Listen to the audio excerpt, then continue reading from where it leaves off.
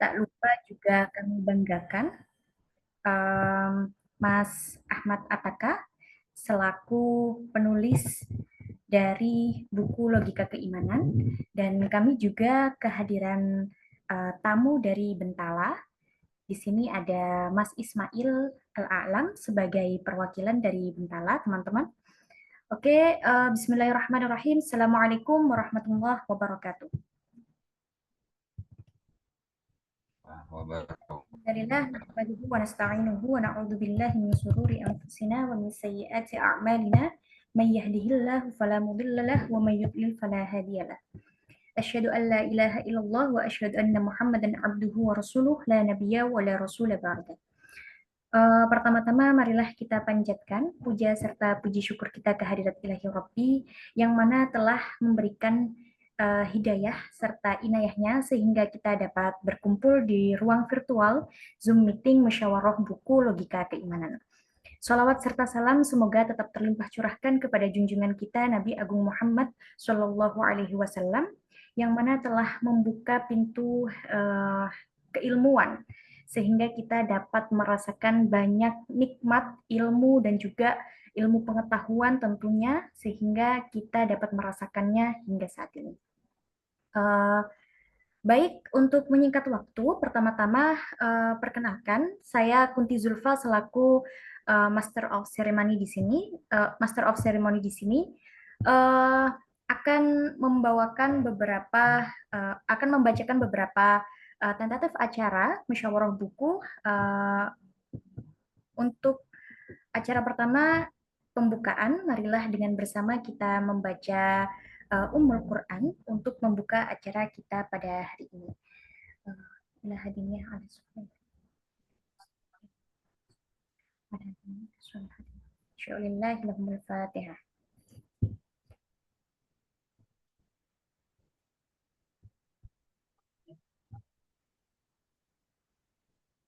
Amin amin ya rabbal alamin.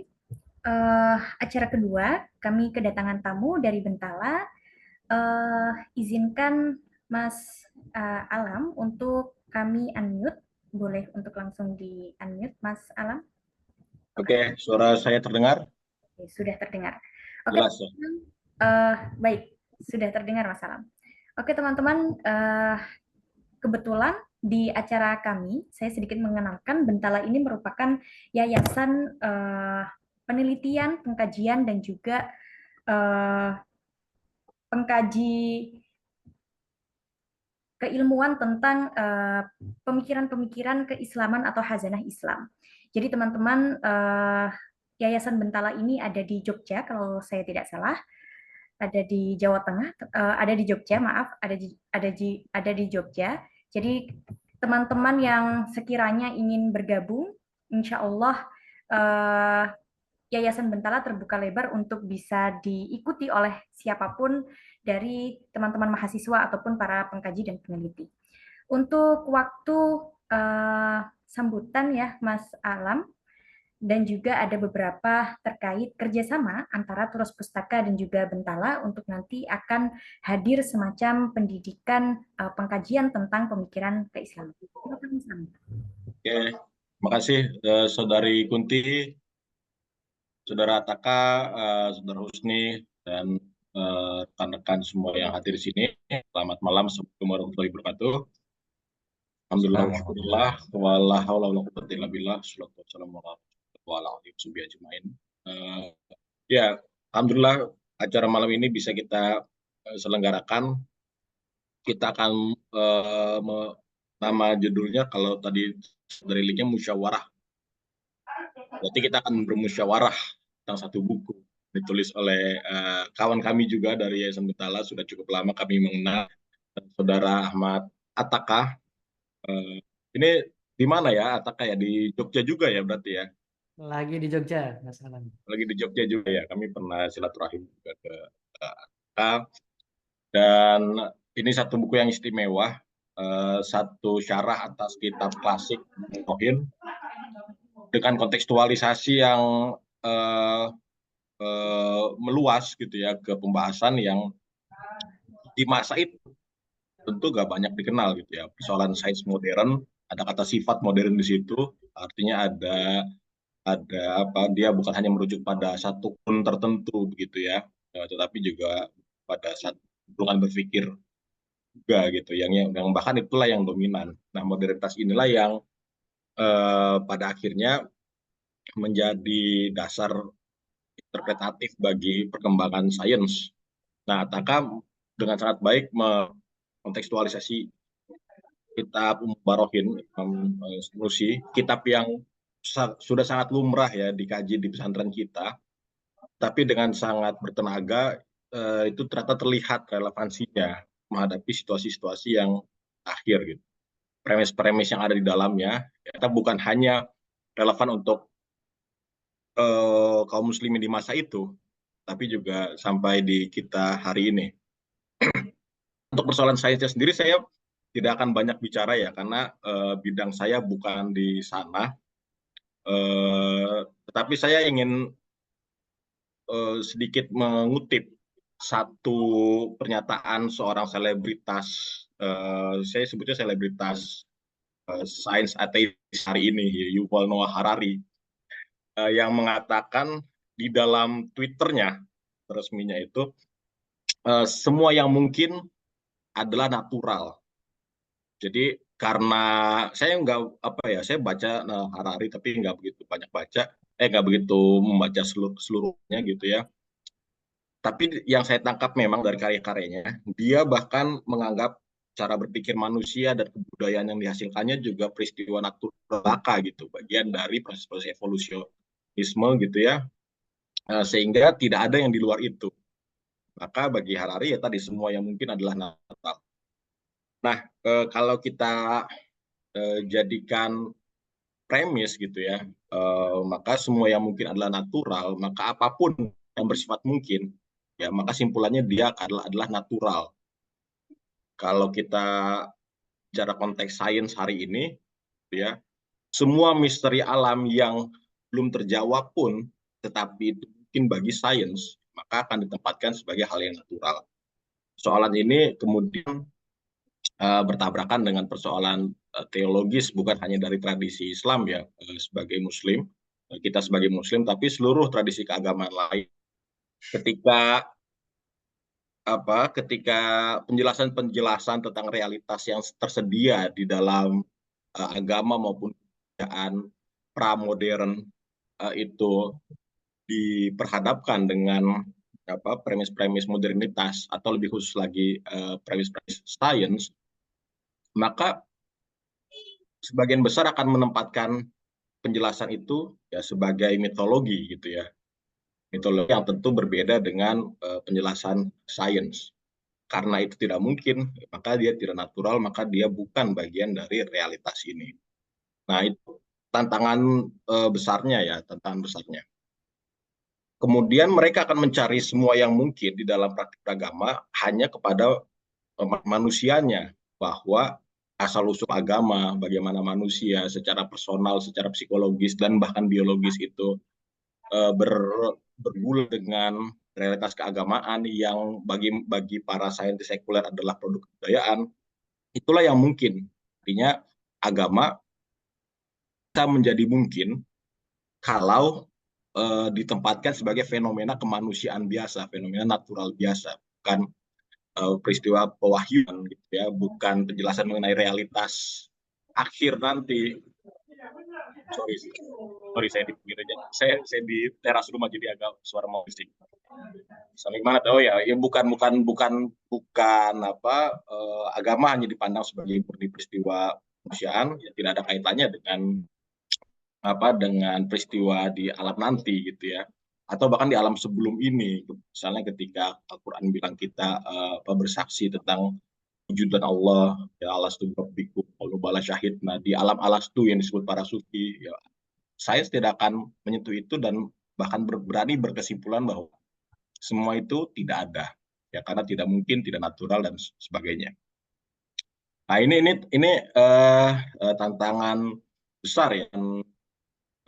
Ataka menjawab itu dengan mencarah lagi tahap Barohin dengan sangat baik gitu ya. Dan bukan hanya kitab karya Imam Sanusi ini, tapi kitab-kitab lain, kitab akidah, kitab tasawuf gitu ya, yang pernah ditulis para ulama di masa lalu, itu premis-premisnya masih sangat relevan kalau kita mampu memahaminya dengan baik dan juga mengtekstualisasikannya. Nah, saya rasa cukup saja sampai di situ pembahasan tentang kitab ini. Nanti Ataka akan bicara lebih banyak gitu ya, sebagai pembicara utama sekaligus penulis bukunya. Tapi yang saya ingin tekankan adalah mari kita sebagai Muslim punya kepercayaan diri yang cukup gitu ya, bahwa tradisi kita di masa lalu, sebagaimana di masa lalu itu mereka berhasil menjawab persoalan-persoalan di masanya, mari kita hadirkan kembali, gitu. Kita bacakan lagi, kita pelajari dengan rendah hati sebagai manusia Muslim modern untuk menemukan jawaban yang baik dan melanjutkannya. Ataka ini coba melanjutkan apa yang sudah dijawab Imam Sanusi dalam kitab Warohidnya. Nah, selanjutnya saya ingin bicara, tadi sudah disinggung oleh saudari ya, tentang sama. Jadi kami sudah pertemuan, walaupun juga secara virtual antara Betala dan Ros, ya. Karena kita berdua, maksudnya dua lembaga ini punya misi yang sama gitu ya, mengenalkan lagi keilmuan Islam, tradisi keilmuan Islam, baik klasik maupun yang kontemporer, untuk pendidikan publik di masyarakat Indonesia. Insya Allah kami punya satu kesepakatan gitu ya untuk menyelenggarakan pendidikan bersama. Jadi bahwa Betala sebagai lembaga kajian, penelitian dan pendidikan pemikiran Islam, usianya baru 5 tahun. Kiprah kami juga baru bersifat lokal saja di Yogyakarta begitu ya. Mungkin hanya terbantu karena ada Zoom saja, jadi bisa diakses juga oleh orang-orang di luar. Ya. Kemudian Turos juga dengan praktik utamanya menerbitkan kajian keilmuan Islam. Artinya ini ada satu visi yang sama gitu ya, kembali ke Islam, baik dengan cara penerbitan maupun dengan cara pendidikan. Dan kami bersepakat ya, walaupun baru secara lisan pertemuan virtual tadi, menjalani ini dengan lebih serius lagi, bukan sekadar berhenti di kegiatan malam ini gitu ya, tapi akan ada bersama di kemudian hari. Dan itu nanti tunggu saja waktunya, karena saya akan hadir juga ke Jakarta, ke kantor Turos, silaturahim sekalian sama kawan-kawan ya. Ada Husni, ada Farobi juga ya, ada editornya atau bahkan jabatannya sekarang. Ternyata kami satu alma mater di Falsafah dan Agama Universitas Madinah. Nanti kami akan bicara lebih rinci lagi ya, dan insya Allah harapannya sih semoga Ramadan ini bisa terwujud, bisa hadir ke Jakarta karena saya memang dari Jakarta, dan bisa silaturahim ke tempat Turos supaya programnya bisa di launching dengan segera, entah di Ramadan bulan yang sama, di Ramadan atau setelah itu ya, setelah kita melalui liburan Fitri. Jadi insya Allah tunggu saja, mohon doanya juga untuk keberhasilan rencana besar ini, yang semoga maslahatnya bermanfaat sebaik-baiknya. Karena bagi kami ya, tradisi Islam itu bukan benda mati, benda arkeologis yang usang, yang eksotik di masa lampau gitu ya. Tapi dia adalah ya cahaya yang menerangi kita. Dan semoga ini jadi langkah kecil lagi bagaimana dilakukan atas. Oke, itu saja sedikit dari saya. Saya kembalikan kepada Saudari Gudi. Assalamualaikum warahmatullahi wabarakatuh. Waalaikumsalam warahmatullahi wabarakatuh. Terima kasih atas sambutannya dan juga informasi yang sudah diberikan, Mas Alam. Jadi teman-teman jangan lupa nanti insya Allah sebentar lagi kami akan launching terkait dengan semacam bentuk forum ya, Mas ya, insya Allah. Forum yang akan tidak hanya membaca, tapi juga bentuknya adalah pengkajian dari apa yang sudah diterbitkan Turos. Jadi teman-teman mohon bersabar dan mohon untuk selalu stay tune di media sosial kami terkait apa saja karya yang akan kami kajikan nantinya. Oke, untuk menyingkat waktu, sekarang sudah masuk ke dalam acara inti, akan dimoderatori oleh editor kami dari Turos Pustaka, Mas Husni Natsution. Silakan Mas Husni. Halo, suara saya terdengar dengan jelas? Terdengar jelas? Baik, bismillahirrahmanirrahim. Assalamualaikum warahmatullahi wabarakatuh. Selamat malam teman-teman semuanya. Yang saya hormati, yang saya muliakan tentu saja Bapak Lukman Hakim selaku CEO Turos Pustaka, selaku CEO Rene Turos Group, yang juga saya hormati Nona Kunti yang sudah memberikan waktunya. Selanjutnya saya hormati ada Mas Alam dari Bentala, mohon maaf, Bentala Tamadun Nusantara. Saat ini berbasis di Yogyakarta. Seperti tadi yang sudah disinggung sama Nana Kunti, juga Mas Alam tadi, insya Allah dalam jangka dekat, dalam waktu-waktu dekat ini, kami dari Turos Pustaka dan Bentala tentunya akan ada satu acara atau satu wadah pengkajian tentang keilmuan Islam. Tentunya kami mohon doa kepada teman-teman semuanya untuk ya semoga saja acara ini bisa berjalan dengan lancar, segera launching, mudah-mudahan, mohon doanya. Tentu saja selanjutnya yang saya hormati, yang saya muliakan juga Mas Ahmad Ataka, penulis buku Logika Keimanan yang saat ini sudah hadir bersama kita semua. Dan yang saya banggakan tentunya teman-teman semuanya yang sudah memberikan waktunya, meluangkan waktunya untuk hadir, untuk bermusyawarah bersama, untuk berdiskusi bersama. Saya ucapkan selamat datang di acara musyawarah buku Logika Keimanan, yang kali ini kita mengangkat tema bukti-bukti logis akidah Ahlussunnah wal Jamaah. Baik, sedikit pengantar barangkali. Buku Logika Keimanan ini, seperti yang barangkali teman-teman semuanya sudah membaca sebelumnya, buku Logika Keimanan ini tertulis jelas bahwa ini adalah semacam bukti untuk membuktikan kelogisan dari akidah Islam yang ditilik dari sudut pandang sains modern begitu. Nah, di dalamnya tentunya teman-teman yang sudah membaca barangkali sudah tidak asing lagi kalau di dalamnya banyak sekali persoalan-persoalan atau paradoks-paradoks yang selama ini itu hanya dikenal di kalangan, apa saya menyebutnya, barangkali saintis atau para pemikir di luar dari keilmuan Islam, maksudnya di luar dari khazanah Islami. Barangkali nanti kita akan mendengar penjelasan dari Mas Atakan. Di buku ini persoalan tersebut kental sekali, persoalan ini dibahas secara mendalam tentunya, namun dengan sangat santai, dengan sangat sederhana, dengan lugas, seperti kita sedang mendengar teman kita bercerita atau apa barangkali berdiskusi santai bersama. Dan yang titik tekan yang tentunya tidak kalah penting yang ingin saya katakan adalah buku Logika Keimanan ini adalah bukti logis akidah Islam tentunya yang ditilik dari sudut pandang sains modern, namun menggunakan pendekatan Imam Sanusi, yakni kitab Ummul Barohin. Jadi bisa dibilang buku ini adalah semacam kontekstualisasi dari satu kitab Turos, dari Turos Islam, dari sebuah kitab klasik Imam Sanusi yang ditulis berabad-abad lalu, yang sangat ringkas, sangat padat, sangat kuat argumennya, namun dikontekstualisasikan ke hari ini. Maksudnya dikontekstualisasikan, dihadirkan kembali di hari ini dengan pendekatan yang sangat apa saya menyebutnya, barangkali bisa dibilang relate dengan kita semua, dengan permasalahan-permasalahan yang kita hadapi hari ini. Bisa dibilang buku ini adalah semacam respons terhadap persoalan kita hari ini, terhadap tantangan kita hari ini. Yang tentu saja teman-teman yang sudah akrab dengan turos-turos Islam, dengan kitab-kitab Islam, barangkali tidak lagi asing bahwa keilmuan Islam, karya-karya para ulama kita dari abad-abad lalu, dari zaman-zaman dahulu, semuanya adalah banyak yang dimulai dari respon.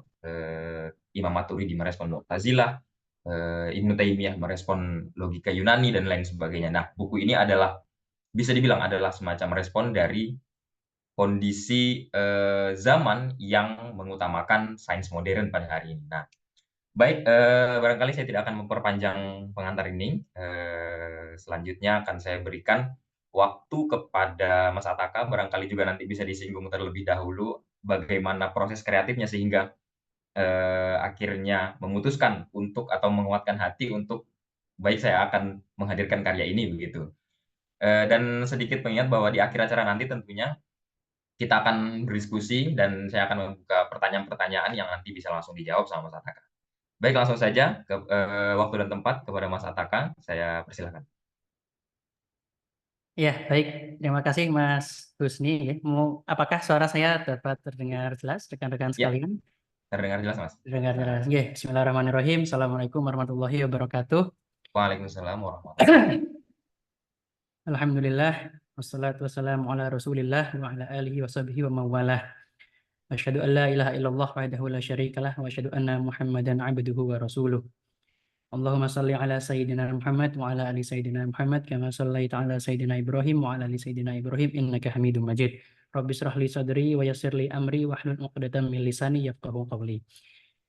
Ya, mungkin pertama-tama saya mengucapkan terima kasih dulu kepada teman-teman dari Turos ya. Ada Mas Husni, Mas Farobi, dan rekan-rekan yang lain yang nanti mungkin saya akan cerita ya sedikit tentang buku ini yang sebenarnya kalau teman-teman Turos tidak berinisiatif untuk menerbitkan ini tidak akan pernah jadi buku mungkin ya. Dan juga terima kasih kepada Mas Alam dan teman-teman dari Bentala yang selama ini menjadi teman diskusi yang menarik begitu ya selama beberapa kali kita bersilaturahim. Dan saya sangat senang sekali tadi kalau dari apa namanya ya ini ngaku-ngaku ini ya dari wasilah dari acara ini bisa ada kolaborasi lebih jauh antara Bentala dan Turos. Moga-moga bisa lancar, sustain, dan berkelanjutan begitu. Ya, Iya, mungkin teman-teman sekalian, saya tidak akan berbicara banyak sebetulnya ya, karena ini kan judulnya musyawarah buku. Jadi ya sempat kepikiran, oh kayaknya nampilin sesuatu boleh gitu ya. Tapi setelah dipikir-pikir, wah mungkin lebih enak kalau nanti diskusi begitu ya, dan apa namanya lebih banyak berinteraksi dengan teman-teman sekalian. Wah itu alasan utama. Alasan lainnya karena memang sedang padat-padatnya kegiatan sehingga tidak apa namanya tidak ada waktu khusus begitu ya untuk menyiapkan materi atau apapun itu begitu. Tetapi saya kira dari apa namanya teman-teman yang ada di sini sepertinya sih sudah membaca bukunya ya. Jadi nanti mungkin lebih banyak diskusi dan apa namanya kita saling ngobrol begitu karena memang apa namanya seperti tadi disinggung Mas Husni apa namanya ini adalah tulisan pertama saya gitu ya di bidang ini.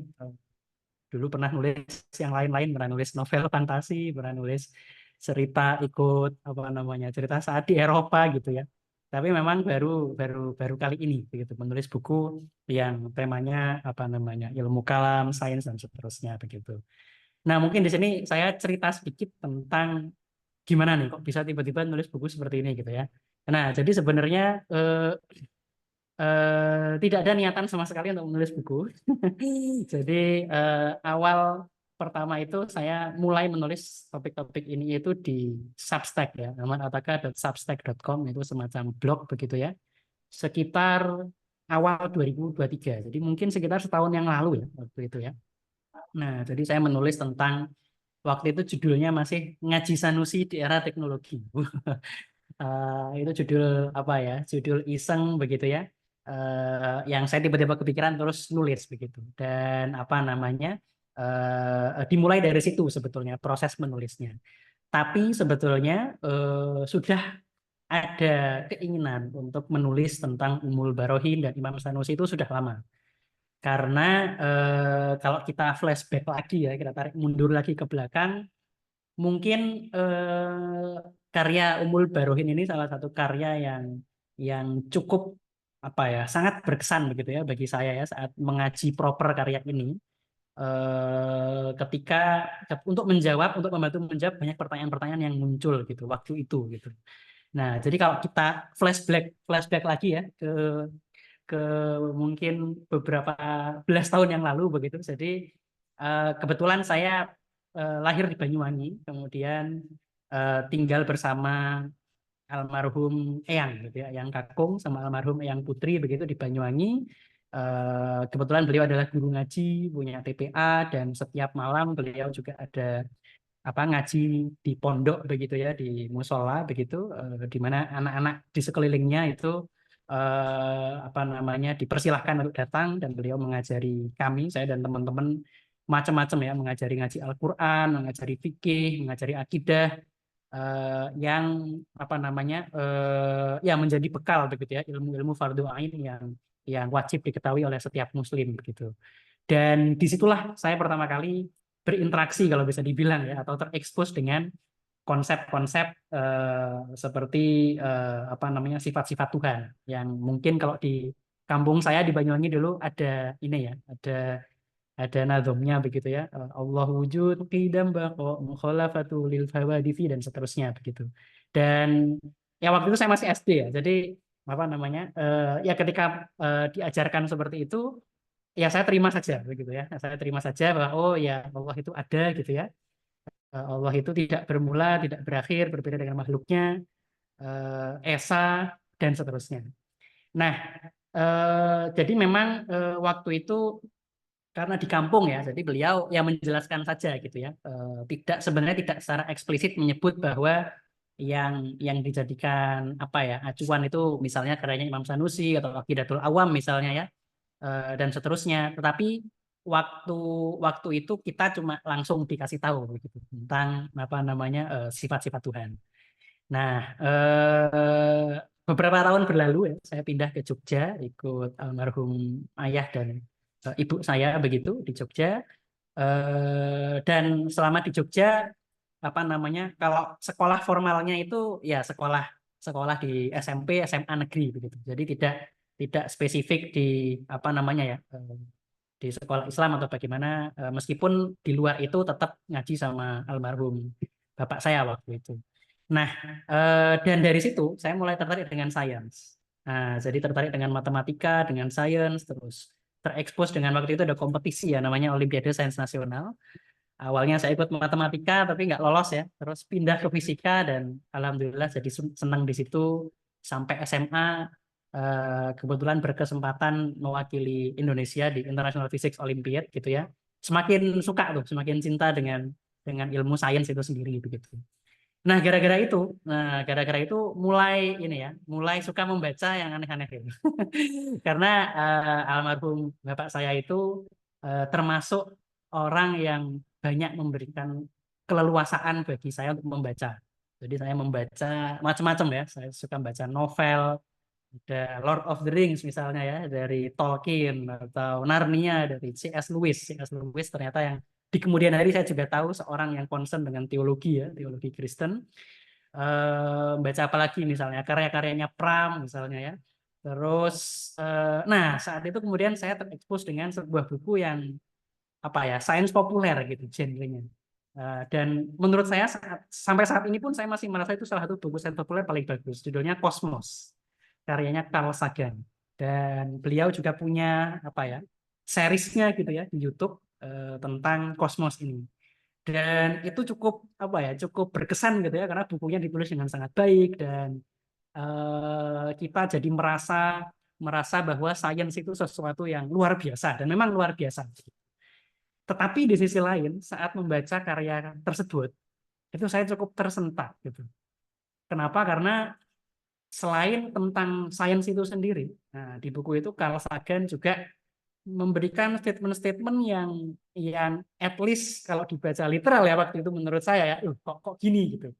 Contohnya yang sangat terkenal, Carl Sagan bilang ya, the cosmos atau alam semesta atau universe itu adalah seluruh yang pernah ada, seluruh yang ada sekarang, dan seluruh yang akan ada. Semuanya alam semesta. Tidak ada di luar itu.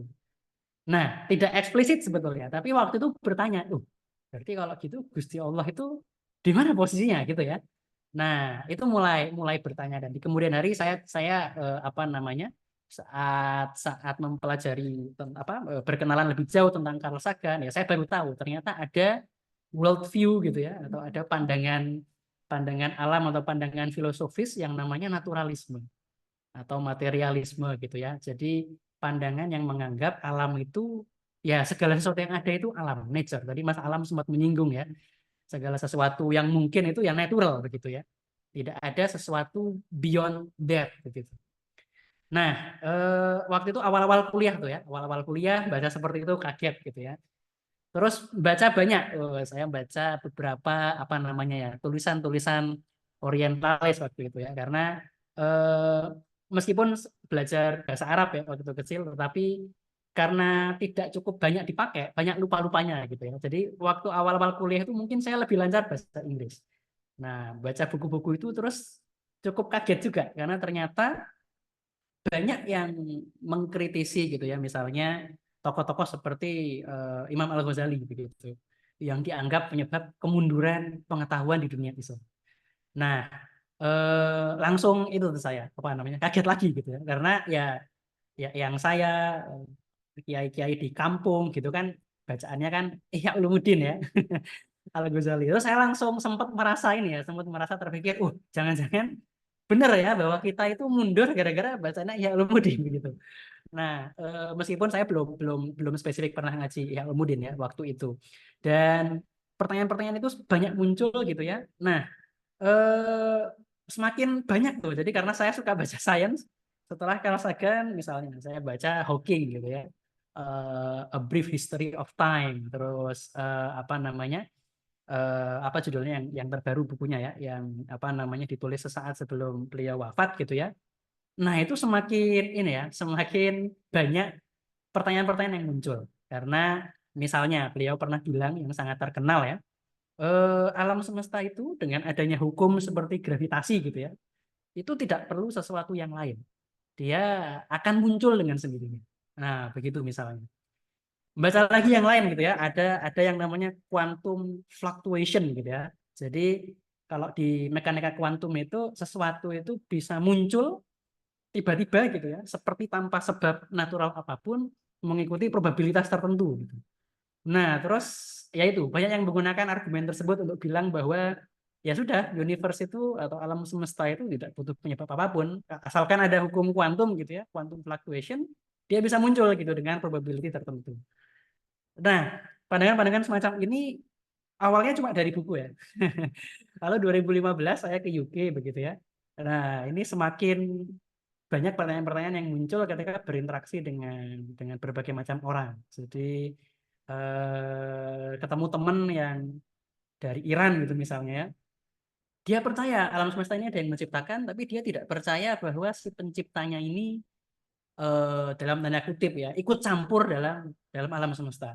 Jadi dia diciptain di awal seperti apa ya, seperti orang buat jam gitu ya, terus jalan terus gitu. Nah, makanya dia tidak percaya pada konsep agama gitu ya. Jadi dia percaya ada pencipta alam semesta tapi tidak percaya konsep agama. Nah, mungkin di kemudian hari saya baru tahu itu namanya deisme gitu ya. Terus ketemu orang lagi yang apa namanya mempertanyakan konsep kenabian. Dia percaya ada Tuhan gitu ya, tapi dia tidak bisa menerima konsep kenabian karena menurut dia ya Tuhan kan sudah maha sempurna. Kenapa harus ada nabi untuk menyampaikan apa namanya perintah, larangan kepada manusia? Kan manusia sudah punya akal misalnya begitu. Nah, banyak tuh yang seperti itu gitu ya. Dan apa namanya ya diri ini apa ya tidak suka muncul pertanyaan-pertanyaan itu begitu ya, muncul pertanyaan-pertanyaan itu.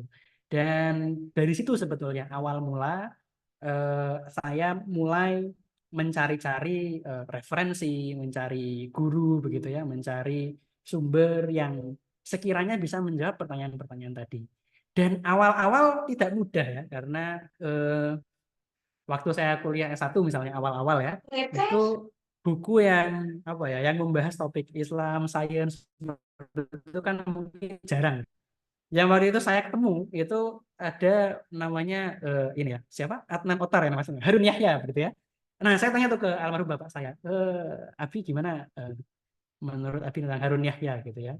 Nah, ya beliau bilang setahu Abi dia tidak kompeten. Nah, gitu ya. Jadi bukan saintis, bukan juga teolog, bukan ulama gitu ya. Jadi kalau mau baca itu hati-hati. Jadi beliau sebenarnya tidak pernah melarang ya kalau tipenya, tapi beliau banyak memberikan apa namanya guideline atau warning atau apa gitu ya. Dan apa namanya kemudian mencari lagi, misalnya dulu saya sempat nekat ya nekat buka Tahfudz Al-Falasifah gitu. Awal-awal kuliah baca Tahfudz Al-Falasifah, itu awal-awal bingung ya, ini ngomongin apa ya sebenarnya gitu ya, karena memang apa namanya itu kan buku yang ditulis Al-Ghazali dalam konteks tertentu ya, merespon falasifah gitu ya, yang banyak menggunakan istilah-istilah atau argumen-argumen yang kita di zaman ini tidak familiar dengan itu.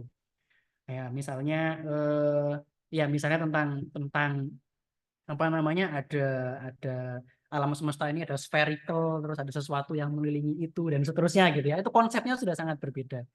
Nah, baru kemudian mulai apa namanya menemukan titik terang gitu ya. Pertama kali itu waktu ada madrasah online gitu ya, membahas karya Hujatul Islam Al-Ghazali, itu adalah Qawaidul Aqaid. Qawaidul Aqaid bagian dari Ihya ya. Itu pertama kali tuh saya terekspos dengan adanya argumen rasional. Nah, pertama kali itu ada argumen rasional. Di situ kan Imam Al-Ghazali saat sudah membahas teologi, beliau memberikan argumennya di belakangnya. Nah, dari situ mulai, meskipun masih bingung ya, apa itu a'rad, apa itu apa namanya a'yan ya waktu itu ya, belum banyak mengerti, karena memang kalau bicara tentang sains modern saat ini, kita tidak lagi menggunakan istilah-istilah tersebut. Kalau di zaman Aristoteles mungkin ya, tapi di sekarang kita ngomongnya materi, gelombang gitu ya, materi dan energi misalnya ya, partikel-partikel penyusun materi dan seterusnya. Sudah agak berbeda begitu. Nah, baru kemudian mulai banyak apa namanya ya, mendapatkan pencerahan saat ngaji Ummul Barohin. Waktu itu online juga ya. Jadi dan waktu itu saya baru tahu ternyata yang dulu diajarin almarhum ayang saya tuh ya ini gitu ya. Dari Imam Sanusi ini begitu, dan apa namanya dan disitulah saya mulai menemukan ternyata para teolog, para mutakalimun itu sudah menyusun argumen rasional itu sedemikian rupa gitu ya, tidak tanggung-tanggung gitu, semuanya sudah melalui proses pemikiran yang apa namanya yang mendalam dan mengikuti perkembangan zaman. Akhirnya setelah itu ngaji ini ya Hasyiah Al-Bajuri apa namanya atas Imam Sanusi, terus ngaji Syarhul Aqidatus Sughra gitu ya, ini dari Imam Sanusi sendiri begitu ya. Nah, itu semakin semakin mungkin tercerahkan begitu ya istilahnya mungkin ya. Karena Imam Sanusi ini saya sangat apa namanya yang saya sangat suka gitu ya dari cara penulisan beliau itu straightforward karena ya tentu masing-masing ulama punya style ya.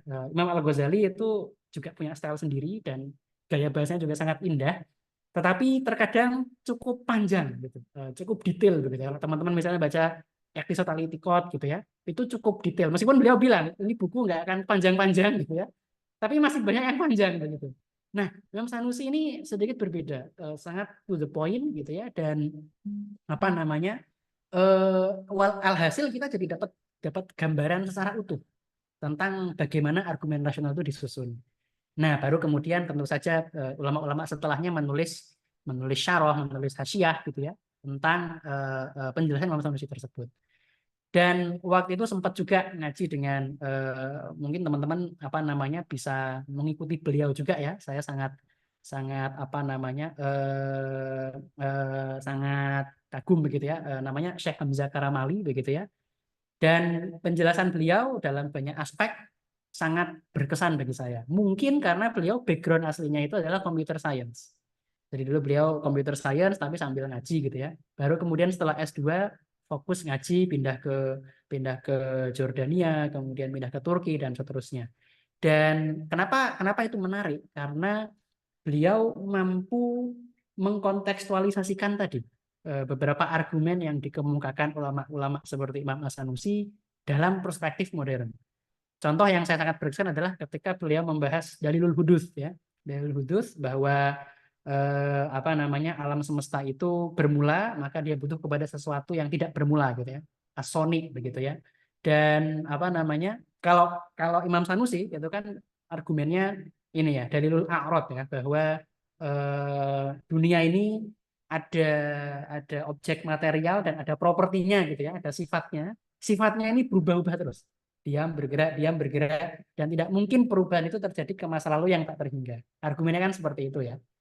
Dan waktu itu ya Syekh Hamzah Karamali bilang, ini kalau di zaman sekarang itu mestinya diperkuat dengan apa namanya, teori penciptaan alam semesta, misalnya Big Bang, inflation gitu ya.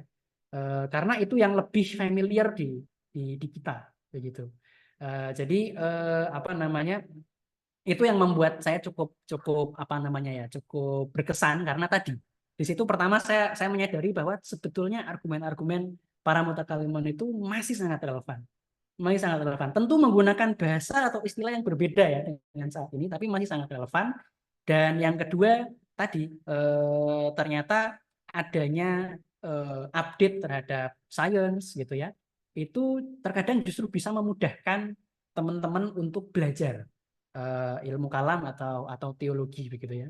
Makanya di Barat itu sebenarnya sangat populer ini sekarang, kalam cosmological argument gitu ya, misalnya ya. Jadi sangat apa namanya ya, sangat hidup begitu ya. Dan ya alhamdulillah tadi saya banyak menemukan jawaban-jawaban atas pertanyaan-pertanyaan tadi yang sebelumnya muncul. Nah dari situlah kemudian apa namanya ya, nulis gitu ya di Substack. Itu pun awalnya saya tidak berniat apapun ya, nulisnya itu untuk diri saya sendiri gitu. Karena ya tadi menurut saya argumen-argumennya sangat terstruktur, dan saya ingin mendokumentasikan itu sehingga saya pribadi itu nantinya bisa merefer kembali ke situ. Jadi tidak lain seperti itu ceritanya. Nah, baru kemudian dikontak Turos gitu ya. Terus ditawarin untuk dijadikan buku. Aslinya itu saya pertamanya bingung. Ini kalau dijadikan buku ini yang mau baca siapa ya? Karena apa ya? Ya saya tidak tahu apakah banyak orang di luar sana yang punya pertanyaan-pertanyaan seperti saya ya. Karena memang bukunya ini ditulis untuk menjawab sebetulnya pertanyaan-pertanyaan yang muncul di diri saya pribadi waktu itu. Nah, jadi apa namanya? Ya sempat skeptis juga gitu ya. Tapi ya akhirnya berhasil diyakinkan oleh teman-teman Turos, Mas Warobi gitu ya. Ya sudah bismillah begitu. Waktu itu judulnya saja belum ada, teman-teman. Judul bukunya saja belum ada, baru diskusi segala macam, jadilah kemudian logika keimanan. Jadi apa namanya? Ya, jadi makanya saya sangat mengapresiasi teman-teman Turos yang sudah menerbitkan, dan ternyata setelah terbit ya alhamdulillah ada yang baca juga ya. Ada yang baca, ada yang kontak di sosmed, ada yang kirim email gitu ya, ada yang subscribe di Substack gitu ya. Ya, pada prinsipnya jika memang ada manfaat yang bisa teman-teman ambil dari buku ini, alhamdulillah saya sangat bersyukur. Mohon doanya juga dari teman-teman sekalian ya, buat saya, buat guru-guru saya, agar ini bisa menjadi amal jariah.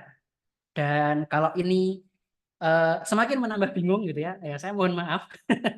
Moga-moga tidak ya, moga-moga tidak. Tapi feel free untuk reach out ya, untuk kirim pesan, kirim email segala macam. Karena saya menyadari buku ini sangat tidak sempurna.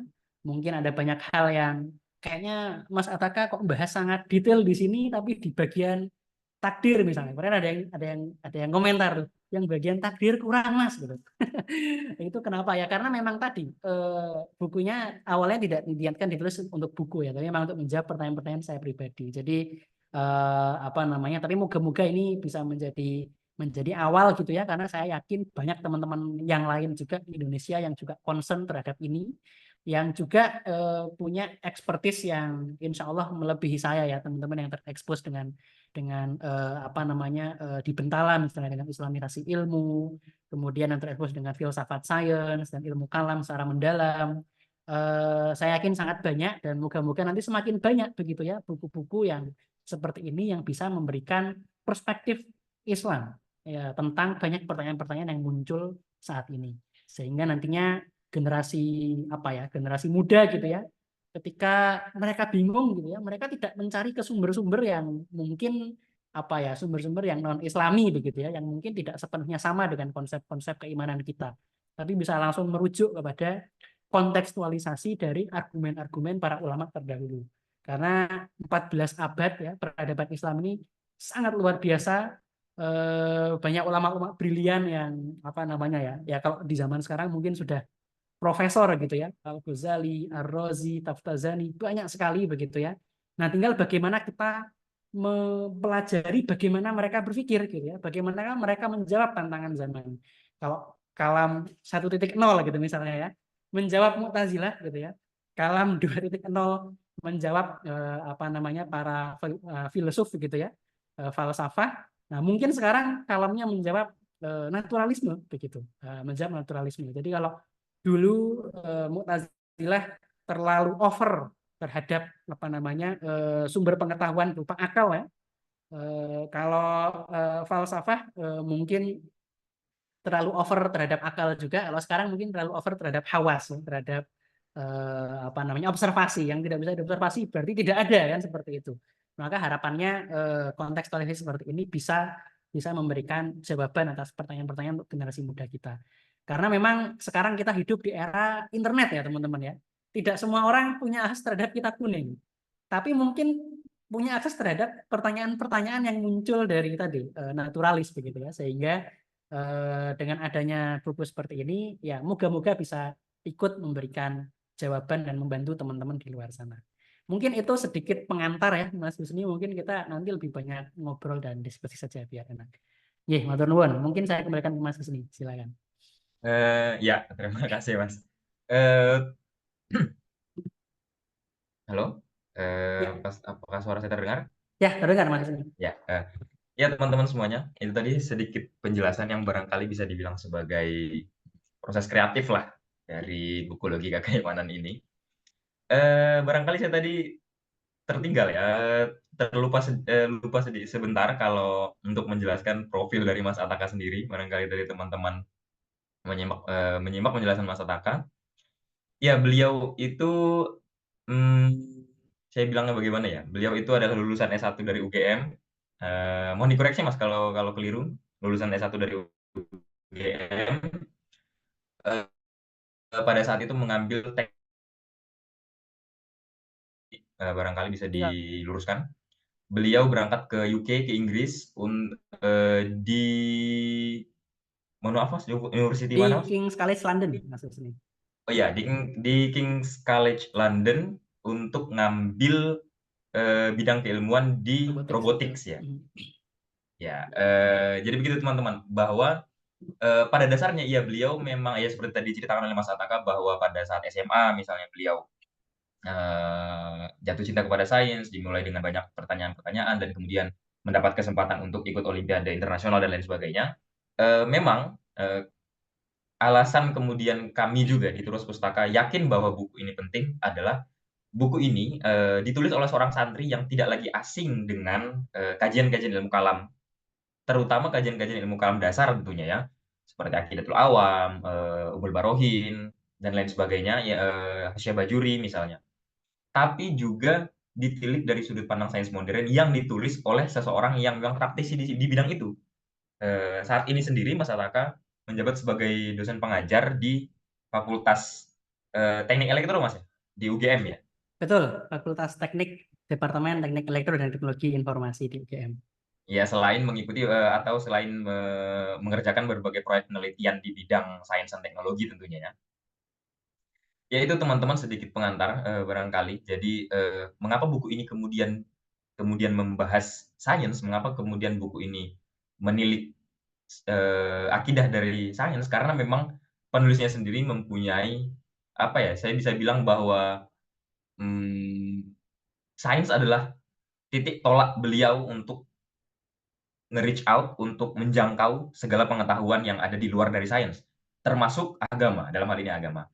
Baik, teman-teman semuanya, tentunya kalau ada pertanyaan barangkali bisa coba teman-teman tuliskan di kolom tanya jawab, atau nanti teman-teman juga bisa bisa apa namanya, bisa angkat tangan dan memberikan pertanyaan-pertanyaan. Eee, baik, banyak sekali rasanya yang ingin langsung bertanya kepada Mas Ataka. Eee, baik, saya coba dari yang pertama dulu, Mas Ahmad Hambal, barangkali bisa langsung bertanya, nanti kita lanjutkan diskusinya. Ya, silakan Mas Ahmad Hambal. Mas Ahmad Ahdal, mohon maaf, Mas Ahmad Ahdal.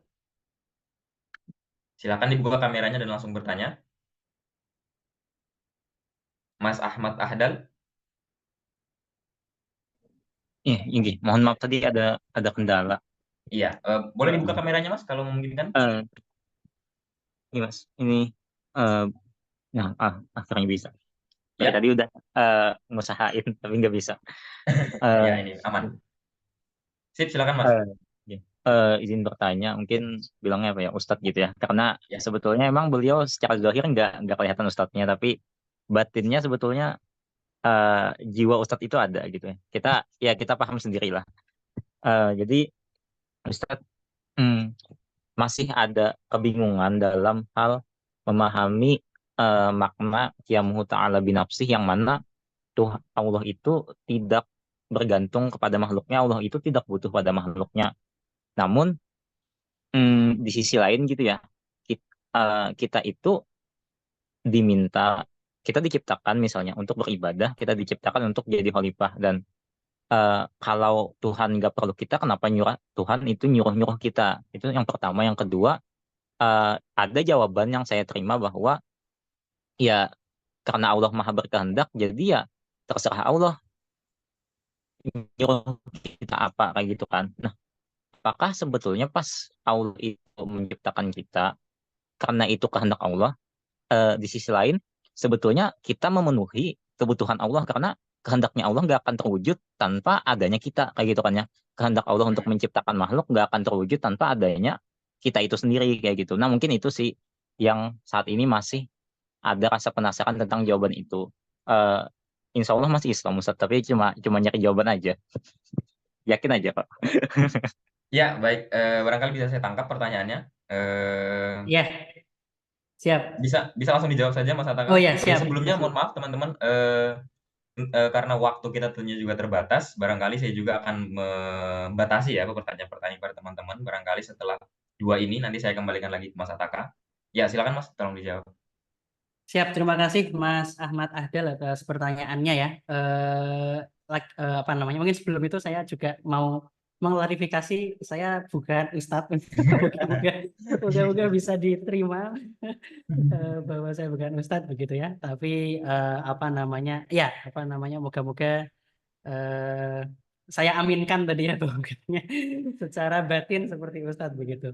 Baik, saya akan coba menjawab dari perspektif teologi Asy'ariyah ya, yang dengan Imam Sanusi sepemahaman saya begitu ya. Ya, pertama bahwa memang betul apa namanya, Allah disifati dengan qiyamuhu binafsihi begitu ya. Dan apa namanya, kalau di Al-Qur'an namanya As-Somad ya. Dan Imam Sanusi menjelaskan dengan sangat indah di Ummul Barohin bahwa As-Somad itu al-mustaghni an kulli ma siwah gitu ya, yang tidak butuh kepada segala sesuatu selainnya, al-muftaqiru ilaihi kullu ma'adah, dan segala sesuatu yang lain butuh kepada Allah. Dan di sini sebetulnya Imam Sanusi itu eksplisit menjelaskan bahwa Allah itu tidak butuh terhadap ini ya, terhadap ghorot atau aghrot begitu ya. Jadi maha suci dari adanya kalau mungkin saya menerjemahkannya motif kalau tidak salah ya di situ ya. Maha suci dari adanya motif. Artinya apa? Artinya sifat yang mungkin bagi Allah itu ya, fafi'lu kulli mumkinin autarkuhu. Allah itu bebas melakukan apapun atau meninggalkan segala sesuatu yang mungkin begitu. Nah, dari situ kita melihat memang di Asy'ariyah itu konsep kemahakuasaan Allah itu sangat menjadi penekanan bahwa segala sesuatu yang mungkin itu Allah bisa menciptakan dan bisa juga tidak menciptakan. Dan dari situ sebetulnya ketika Allah memberikan taklif ya, memberikan beban taklif kepada kita, itu termasuk sesuatu yang mungkin. Sehingga sesuatu yang mungkin itu Allah bisa melakukan, bisa juga tidak berhubungan dengan kebutuhan Allah ya. Naudzubillah, Allah tidak butuh kepada apapun begitu ya. Jadi Allah tidak butuh kepada adanya makhluk bahkan untuk berkuasa. Kekuasaan Allah itu sudah ada sebelumnya gitu ya, tanpa adanya makhluk. Imam At-Tahawi juga menjelaskan dengan sangat indah bahwa sebelum adanya ciptaan Allah itu sudah Al-Khaliq begitu ya, sudah Maha menciptakan, seperti itu. Mungkin itu ringkasnya Mas Ahdal ya. Moga-moga bisa merespon sehingga nanti kita berdiskusi dengan pertanyaan yang lain begitu. Oke, terjawab Ustaz. Apalagi kata-kata terakhir tadi, sudah jadi pencipta sebelum adanya yang diciptakan gitu ya. Itu emang akhirnya jadi menjawab banget sih. Mungkin supaya lebih terjawab, eh, kayaknya saya perlu baca bukunya sih. Karena emang belum baca bukunya Ustadz. Jadi itu Siap, mungkin juga kendala utamanya, dan karena nggak baca, karena belum ada dananya juga Ustadz. Ya mungkin panitia ada rasa kasihan gitu ya mungkin. siap. Betul. Ya semoga semoga saja Mas Ahdal ya saya juga mengingatkan ke teman-teman nanti akan ada barangkali akan seperti yang diumumkan di apa namanya sosial media sebelumnya acara ini nanti ada apa namanya berhadiah satu buku logika keimanan yang nanti untuk teknisnya nanti akan dijelaskan lebih lanjut. Baik, selanjutnya ada pertanyaan lagi, tapi sebelum itu saya ingin mengajukan satu pertanyaan dari kolom chat. Ini dari Bapak Abdun, barangkali Abdullah ya. Cukup panjang pertanyaannya, tapi barangkali bisa saya ringkas seperti ini. Di teologi Asy'ariyah barangkali kita sudah mengenal bahwa Tuhan itu punya sifat 20 begitu Mas ya. Tapi persoalannya adalah apakah sifat 20 itu adalah pembatasan sifat Tuhan atau Tuhan itu sebaliknya punya sifat yang tidak terhingga, yang tidak bisa kita hitung dan lain sebagainya. Nah, bagaimana penjelasan ini? Mengapa lantas kalau misalnya bahwa sifat Tuhan itu tidak terhingga, mengapa mengapa, ulama-ulama kita hanya membatasinya dengan 20, namun kalau memang hanya 20 lantas bagaimana bagaimana kemungkinan Allah Maha Kuasa dengan segalanya begitu? Barangkali bisa langsung dijawab. Siap, terima kasih atas pertanyaannya, yang juga apa namanya, dulu saya sempat menanyakan pertanyaan yang sama. Kenapa 20 gitu? Kenapa ulama sebelum Imam Sanusi itu 13 misalnya begitu ya. Mhm. Nah, itu sebenarnya implisit dijawab oleh Imam Sanusi di Ummul Barohin. Jadi beliau bilang famimma yajibu fi haqqi ta'ala gitu ya. Isyruna sifah gitu ya. Di antara yang wajib. Jadi mimma gitu ya. Minnya sebagian ya. Sebagian yang wajib bagi Tuhan itulah 20 sifat. Artinya apa? Artinya di situ sebenarnya Imam Sanusi tidak sedang membatasi menjadi 20 sifat. Banyak yang menjelaskan seperti itu ya, Imam Al-Bajuri misalnya dalam Hasyahnya ya. Dan apa namanya? Jadi secara ijmali ya, secara global kita percaya, kita mengimani bahwa Allah itu disifati dengan segala sifat kesempurnaan. Segala sifat kesempurnaan yang kita sebagai manusia itu tidak bisa menggapainya ya, karena akal kita yang terbatas. Itu satu. Sehingga apa namanya ya? Kalau bisa dibilang ya tadi sifat Allah itu segala sifat kesempurnaan dan Allah maha suci dari segala sifat yang tidak sempurna. Itu secara umum. Nah, kenapa 20? Atau kenapa 13 gitu ya? Nah, itu sebenarnya Imam Sanusi itu sedang ingin menegaskan kembali tentang konsep Tuhan yang ada di dalam Al-Qur'an. Misalnya ada sifat nafsiyah ya, atau sifat salbiyah misalnya. Sifat nafsiyah dan sifat salbiyah itu sebetulnya sedang mendeskripsikan Tuhan sebagai wajibul wujud, atau kalau di bahasa Inggris necessary being gitu ya, sebagai sesuatu yang wajib ada, yang tidak bisa tidak ada begitu, yang ketiadaannya itu tidak masuk akal gitu ya, tidak rasional. Kemudian sifatul ma'ani misalnya ya, apa namanya, sifat-sifat seperti ilmu gitu ya, seperti irodah, itu apa namanya, dipilih gitu ya oleh Imam Sanusi untuk menjelaskan konsep Tuhan sebagai al-fa'il mukhtar gitu ya, sesuatu yang berkehendak. Jadi bukan seperti filosof ya, mereka percaya bahwa Tuhan itu penyebab yang mati gitu bisa dibilang ya, karena tidak punya kehendak begitu. Atau seperti deisme tadi, Tuhannya cuma menjadi penyebab di awal terus sudah gitu, nggak ngapa-ngapain. Nah, Imam Sanusi ingin membantah itu, termasuk ingin membantah Mu'tazilah juga yang menegasikan sifat-sifat sifatul ma'ani begitu ya. Kalau Mu'tazilah hanya bilang Allah itu apa namanya, qadirun gitu ya, tapi nggak ada qudroh begitu. Nah, jadi sebetulnya pilihan di situ itu adalah usaha dari Imam Sanusi untuk memperjelas konsep Tuhan yang tepat sembari membantah konsep-konsep Tuhan yang tidak tepat. Nah, jadi kenapa kok terus jadi 20? Tapi secara umum kita percaya bahwa Allah itu disifati dengan segala sifat kesempurnaan dan maha suci dari segala sifat ketidaksempurnaan. Mungkin seperti itu Mas Husni, wallahu a'lam. Ya, baik, barangkali itu bisa menjelaskan sedikit ya bahwa memang sifat atau hitungan angka 20, 13 dan lain sebagainya itu bukan untuk dalam konteks untuk membatasi sifat Tuhan, namun justru memperjelas hal-hal yang buram, artinya hal-hal yang mubham, yang barangkali hal itulah yang dengan angka demikian baru kita bisa beranjak untuk memahami yang keseluruhannya begitu. Masih ada beberapa pertanyaan lain, tapi sebelumnya barangkali saya ingin kembali lanjutkan ke teman-teman. Ini ada Mas Nuruddin yang mengangkat tangan. Silakan Mas Nuruddin, barangkali ada yang bisa ditanyakan langsung. Iya, Pak. Mas Husni, dapat dengar? Ya, Ya. silakan dibuka kameranya Mas, jika memungkinkan. Oh iya, Mas Ataka, terima kasih atas kesempatannya. Alhamdulillah bisa jumpa kembali. Mungkin supaya untuk memberi kesempatan yang lain, saya ingin menanyakan 2 pertanyaan saja, Mas. Ya, yang pertama itu di halaman 163, itu di situ dijelaskan keberadaan wujud absolut dan fakta bahwa alam semesta bermula sudah cukup untuk membuktikan keberadaan Tuhan yang tak bermula, sekalipun alam semesta hanya sebesar daun kelor tanpa adanya hukum dan lain-lain.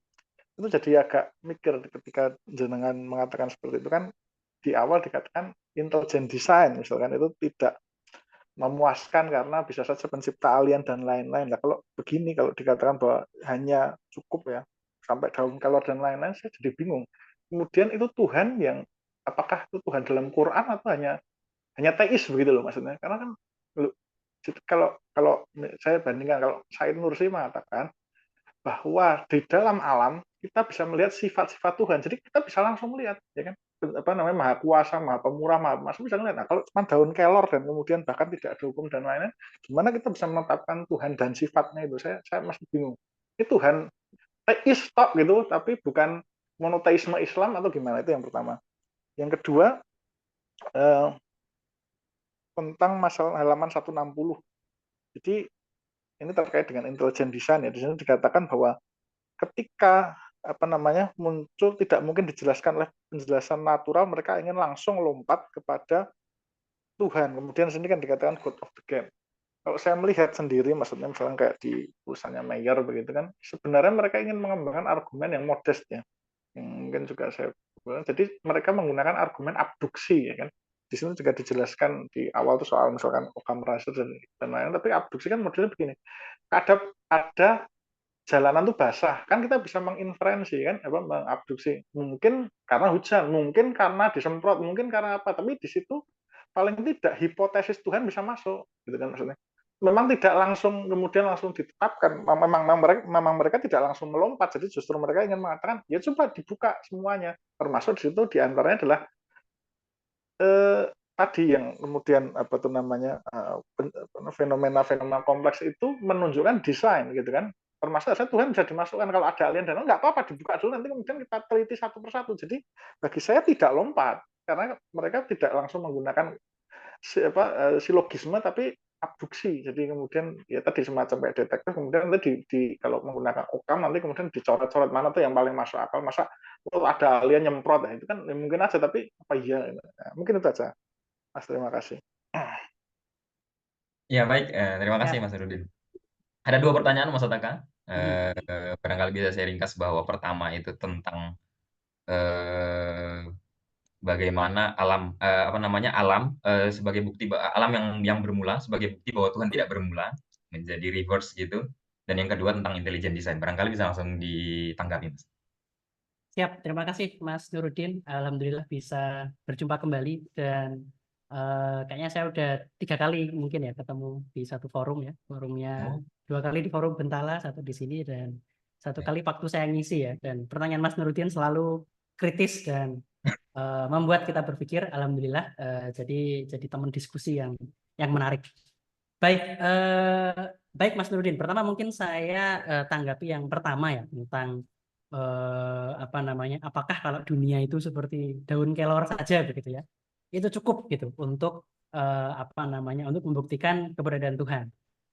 Bukankah tetap perlu desain begitu ya?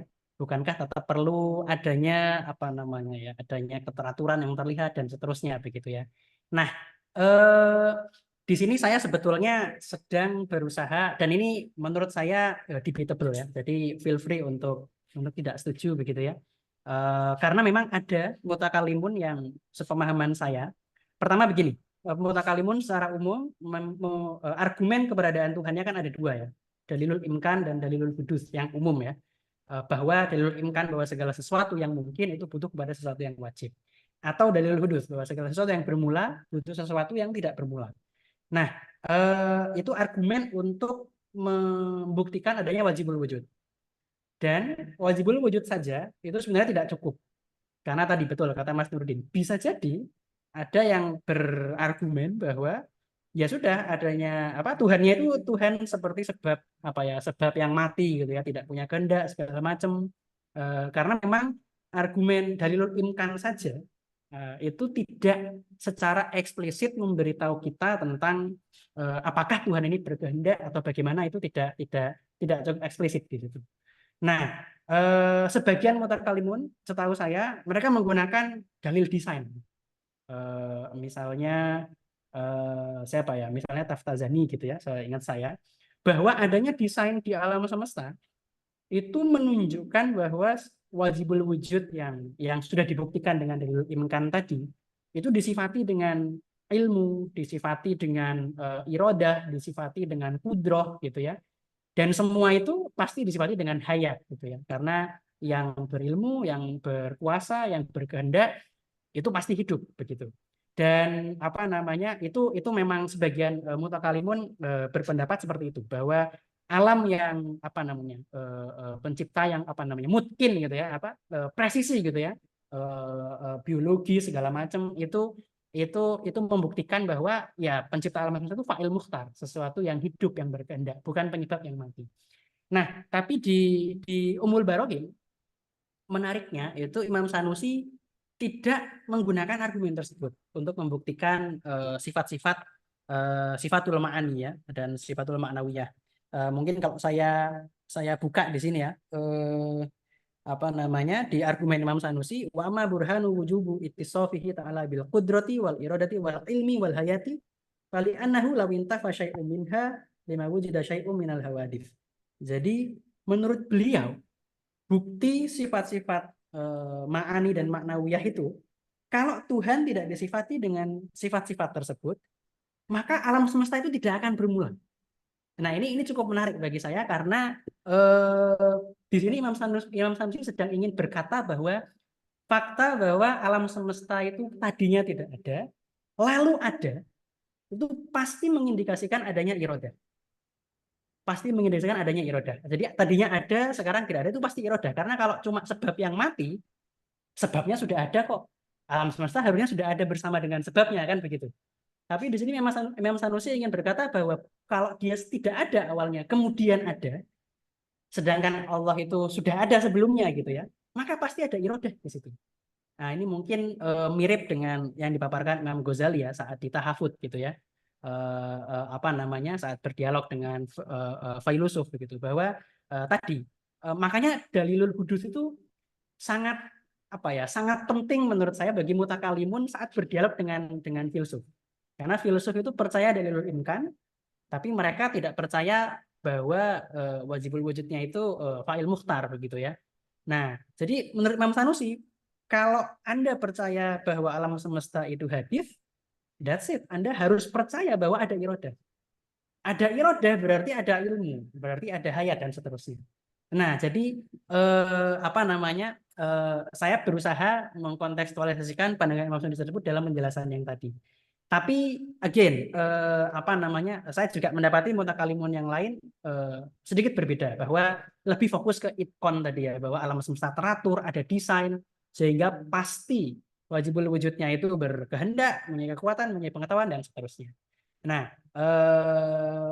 tadi itu seperti itu kurang lebih penjelasannya. Nanti feel free kalau nanti kita bisa diskusi lebih jauh, sepertinya akan seru begitu ya. Kemudian pertanyaan kedua terkait intelligent design.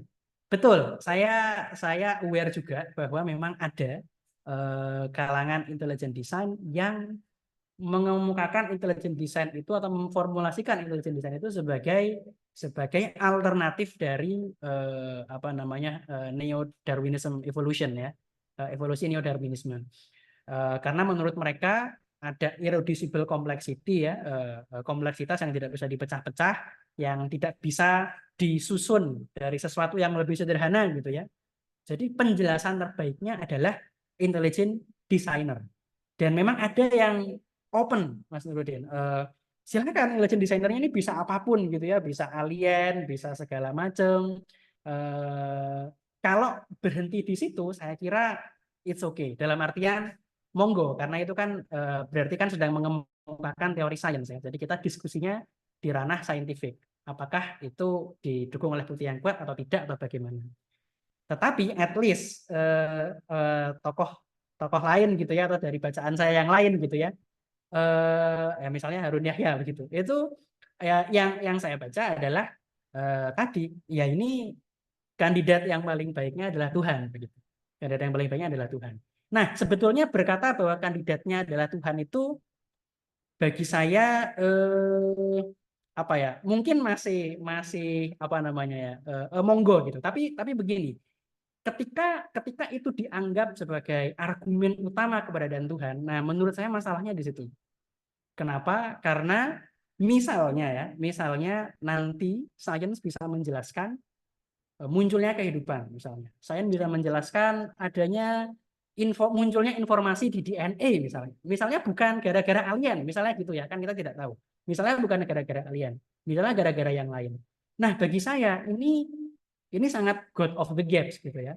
Sesuatu yang tidak bisa dijelaskan oleh sains dianggap diciptakan oleh Tuhan, sehingga ketika sains bisa menjelaskan itu, ya rawannya di situ. Berarti nggak bisa dong, atau at least netral dong. Bisa juga ada bisa menjelaskan keberadaan Tuhan, bisa juga tidak begitu.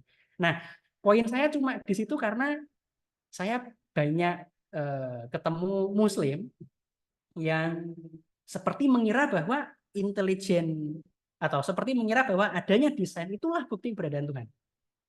Nah, itu yang menurut saya apa namanya pertama tadi ya, at least karena saya berusaha sesuai dengan Imam Sanusi, menurut saya Imam Sanusi tidak menggunakan argumen itu. Ya, karena memang menurut saya, menurut pemahaman saya, Imam Sanusi menganggap itu tidak sedang membuktikan keberadaan Tuhan gitu. Keberadaan Tuhannya sudah dibuktikan dulu dengan dalilul imkan atau dalilul hudus, baru kemudian apa namanya argumen semacam itu bisa menguatkan bahwa Allah itu fa'il mukhtar yang bebas melakukan apapun atau menciptakan apapun. Jadi apa namanya ketika intelligent design itu tidak sedang dijadikan argumen untuk membuktikan keberadaan Tuhan, tapi sebagai alternatif penjelasan gitu ya, saya kira monggo open. Dan saya juga merasa bahwa di Amerika mungkin terutama ya kalangan intelligent designer ini menurut saya terlalu langsung dikucilkan oleh komunitas saintifik gitu ya, karena dianggap ingin memberikan penjelasan supernatural begitu ya. Padahal kan sains itu harus penjelasan natural begitu. Nah, di sisi itu saya ada sedikit simpati gitu ya, bahwa oke, harusnya nggak gitu dong. Kalau mereka memang ingin mengajukan teori sains, monggo begitu. Tapi tadi minimal dari bacaan-bacaan populer gitu ya, tidak sedikit yang saya tahu seperti menggunakan argumen tersebut untuk membuktikan keberadaan Tuhan, which is tadi ya bisa menurut Imam Sanusi tidak seperti itu gitu ya, dan saya setuju gitu ya, dan itu tadi bisa beresiko apa namanya meruntuhkan kepercayaan pada Tuhan ketika nanti ada penjelasan naturalnya. Mungkin itu Mas Nuruddin, nanti saya rasa kita bisa diskusi lebih detail ya di luar ini. Yap. Ya, terima kasih. Semoga bisa jadi semacam stimulus jawaban gitu buat pertanyaan Mas Nurdin tadi, bahwa tesis yang diajukan oleh Mas Atakab sebenarnya bisa jadi ya dari pernyataan Mas Atakab, dari penjelasan Mas Atakab tadi, bahwa bisa dibilang sebenarnya teori God of the Gap ini adalah jalan tengah untuk sama-sama mengedepankan konsep ketuhanan tanpa harus menciderai bagian-bagian pengetahuan yang lain, dan sebaliknya tanpa harus ada yang cedera begitu malah. Begitupun dengan dalil reverse tadi, bahwa dengan adanya alam semesta apapun itu bentuknya sudah membuktikan bahwa Tuhan itu ada begitu. Begitu Mas ya, mungkin singkatnya. Teman-teman semuanya, kita sudah hampir mau di ujung acara, tapi sepertinya masih ada beberapa pertanyaan lain. Barangkali saya ingin membuka satu pertanyaan lagi kepada teman-teman semuanya. Barangkali ada yang ingin langsung bertanya ke Mas Ataka, silahkan angkat tangannya untuk bisa langsung bertanya. Dan setelah itu mungkin saya akan membacakan satu pertanyaan atau dua pertanyaan yang akan saya gabungkan terakhir dari kolom komentar. Kepada Mas, dari tadi cowok semua ya, mungkin ke perempuan dulu Mas ya. Dari Mbak Lila Aulia. Oke, boleh dibuka kameranya dan silakan bertanya. Baik, terima kasih Kak atas kesempatannya. Ini saya izin untuk memanggil Mas Ahmad Ataka dengan sebutan Pak Ngeten nggih, biar lebih sopan dan pantas seperti itu. Nah, tadi jenengan sempat menyinggung tentang Imam Al-Ghazali nggih Pak. Nah, setahu saya ini yang saya dapat, mohon maaf apabila salah dikoreksi nggih Pak. Itu Imam Al-Ghazali pada zamannya pernah kontroversi karena pendapat tentang beliau yang menyatakan bahwa su'ul khotimah itu tidak ada, yang ada adalah su'ul sabiqah. Nah, ketika itu mulai kontroversi, yang mana ulama-ulama pada zaman itu juga telah mengatakan bahwa seperti itu, dan kitabnya waktu itu yang menjadi trending adalah kalau tidak salah itu Ihya Ulumuddin. Nah, lalu kemudian isi dari kitab tersebut yang trending itu ketika beliau berpendapat bahwasanya Tuhan itu sudah menggariskan semuanya, yaitu ya su'ul sabiqah tadi.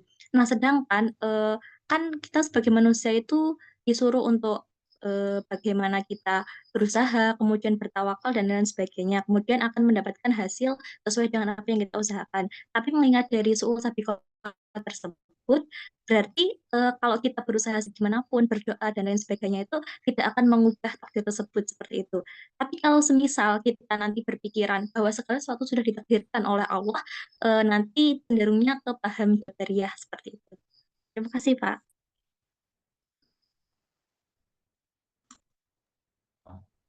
Ya baik, barangkali bisa langsung ditanggapi Siap. Mas.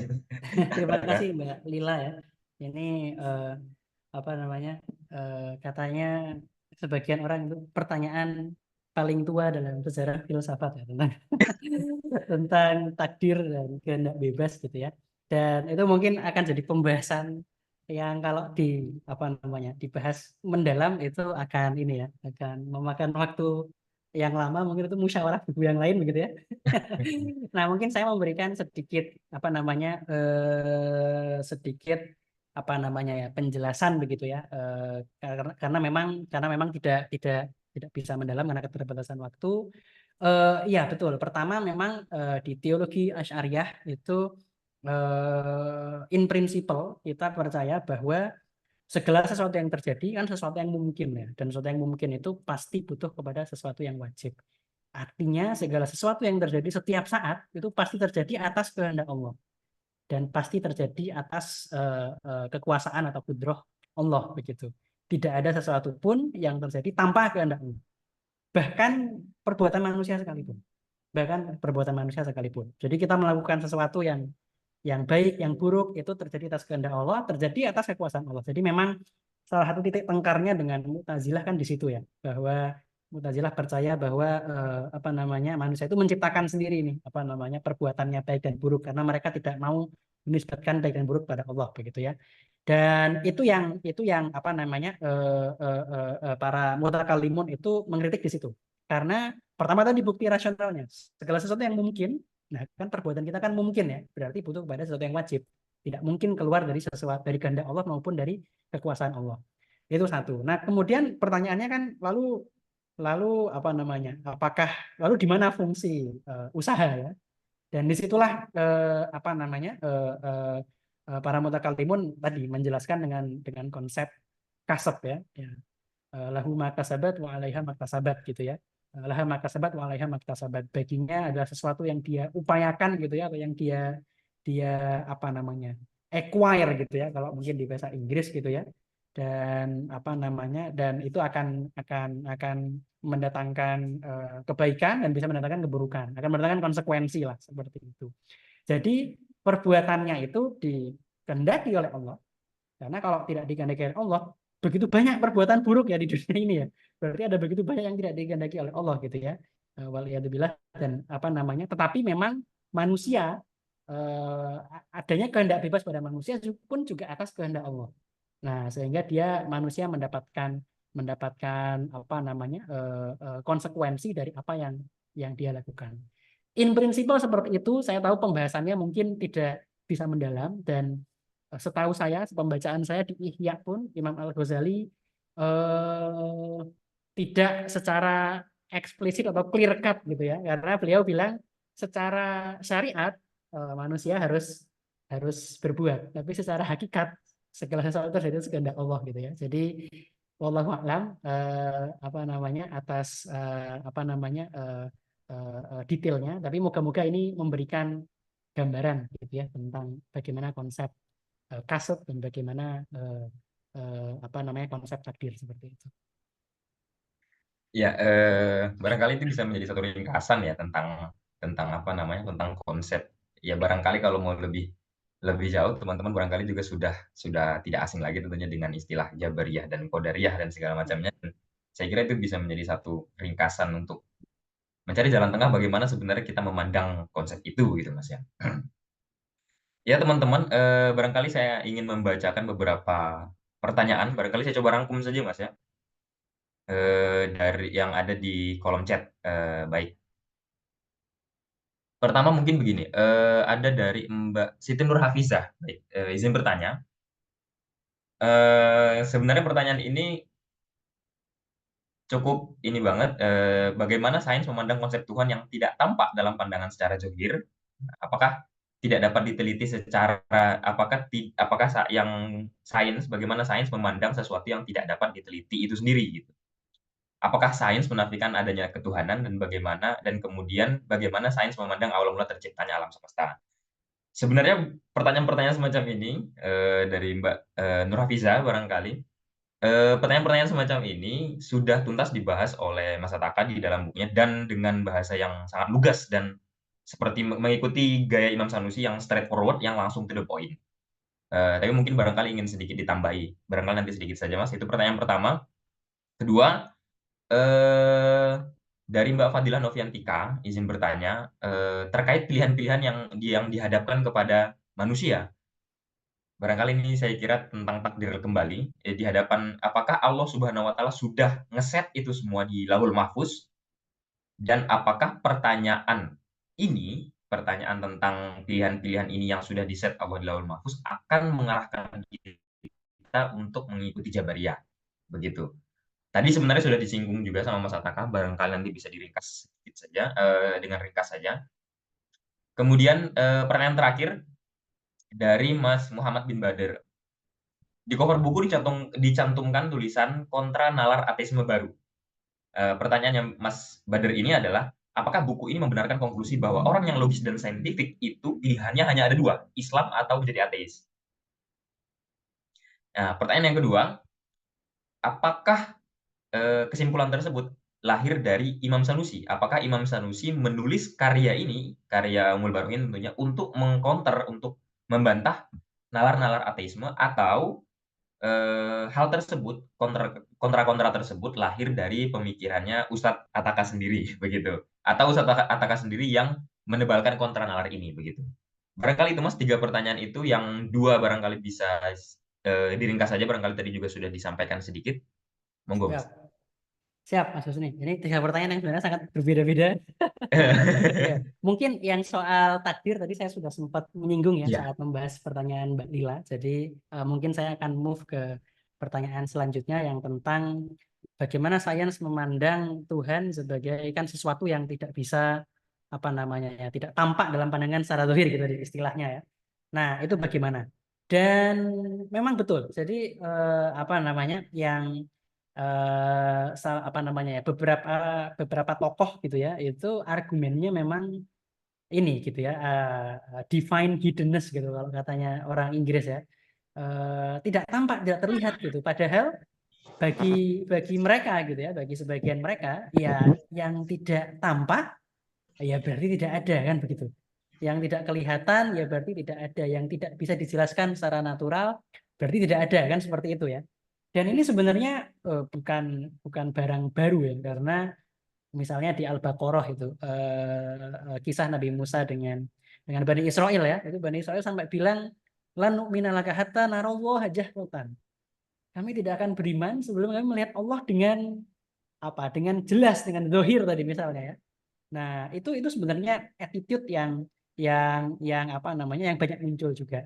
Nah, bagaimana menjelaskan itu? Ya, pertama sebetulnya kalau kita mau fair ya, sains itu memang metode untuk menjelaskan atau untuk mencari penjelasan natural atau penjelasan saintifik. Ya, ketika kita mengemukakan teori sains gitu ya, kita melakukan percobaan, kita punya hipotesis gitu ya. Oh, fenomena A ini disebabkan fenomena B. Itu hipotesisnya gitu. Kita tes ya pakai eksperimen, kemudian kita kita cek apakah hipotesa kita tertolak atau tidak. Kemudian apakah itu bisa menjadi persamaan matematis yang bisa mendeskripsikan bagaimana alam bekerja. Jadi memang sains itu fokus kepada relasi antara besaran-besaran di alam semesta. Gaya menghasilkan percepatan, misalnya begitu ya. Atau massa menghasilkan gravitasi atau menghasilkan lengkungan ruang waktu gitu kalau menurut Einstein.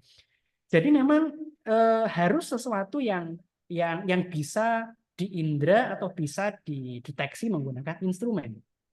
Nah, jadi memang tidak science in itself ya, itu sebetulnya tidak bisa menegaskan atau mengisbat keberadaan Tuhan maupun menafikan keberadaan Tuhan.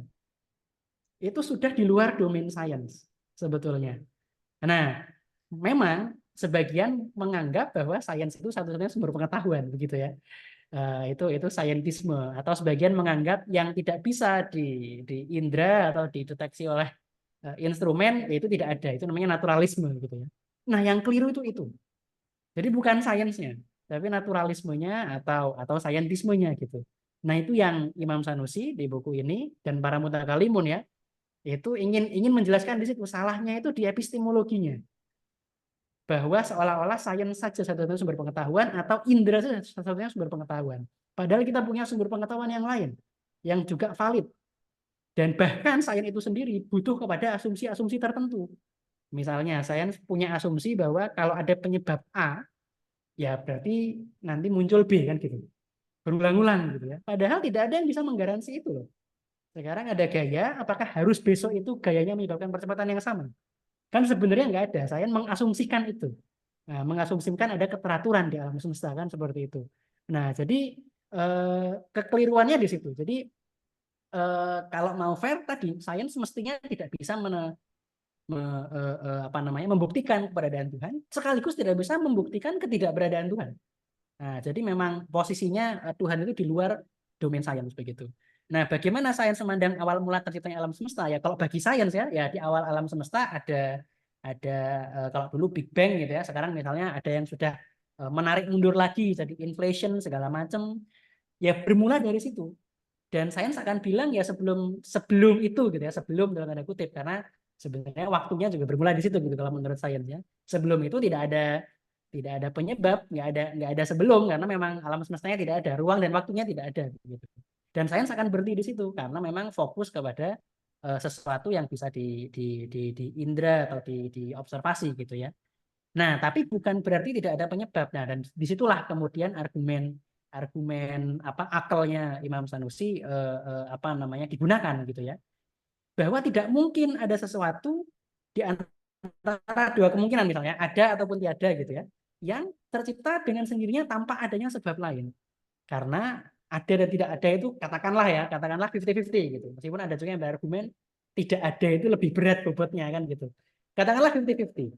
Terus tiba-tiba yang satu ini jadi muncul. Berarti kan ada sesuatu yang harus menyebabkan kemunculannya gitu. Nah, kalau enggak nanti kontradiksi gitu ya. Sesuatu yang harusnya setara tapi jadi enggak setara nih karena jadi muncul begitu. Nah, itu kan melanggar hukum identitas. Sesuatu yang harusnya setara jadi tidak setara, berarti kan tidak identitas gitu ya. Nah, kurang lebih seperti itu. Nanti mungkin bisa membaca lebih dalam di bukunya ya, moga-moga bisa. Kemudian yang kedua tentang ini ya, apakah buku ini membenarkan konklusi bahwa orang logis dan saintifik itu pilihannya hanya Islam dan ateisme? Saya tidak eksplisit mengklaim seperti itu. Bahkan kalau bagi saya ya, seorang saintis yang menggunakan metode saintifik mestinya kalau hanya sains saja yang digunakan gitu ya, mestinya dia tidak bisa membuktikan keberadaan ataupun tidak keberadaan Tuhan. Karena sains nggak bisa menjelaskan itu di luar domain sains gitu, mestinya. Jadi kalau dia saintifik ya dia hanya fokus kepada bagaimana relasi antara besaran-besaran di alam semesta, how the universe works gitu ya. Deskripsi tentang bagaimana alam semesta bekerja. Itu kalau saintifik saja. Nah, kalau logis itu beda lagi dan di situ Imam Sanusi sebetulnya ingin bilang kan dibuka dengan ini ya, ilam anal hukmal akli tanhasiru ala talahwi aksam gitu ya. Ketahuilah bahwa hukum akal itu terbagi menjadi 3 gitu ya. Di situ Mas Sanusi ingin bilang kalau logis tidak ada pilihan lain selain mengafirmasi keberadaan Tuhan. Jadi tidak ada opsi untuk ateisme kalau menurut Mas Sanusi ya, karena dan di situ beliau memaparkan argumennya setelah itu. Jadi apa namanya, tidak, mungkin jawabannya singkatnya tidak. Jadi tidak ingin membenarkan konklusi bahwa kalau orang logis dan saintifik pilihannya hanya 2 itu tidak, pilihannya hanya 1 gitu ya. Oke. Terus yang kedua, apakah Imam Syafi'i sekarang ini untuk mengcounter ateisme?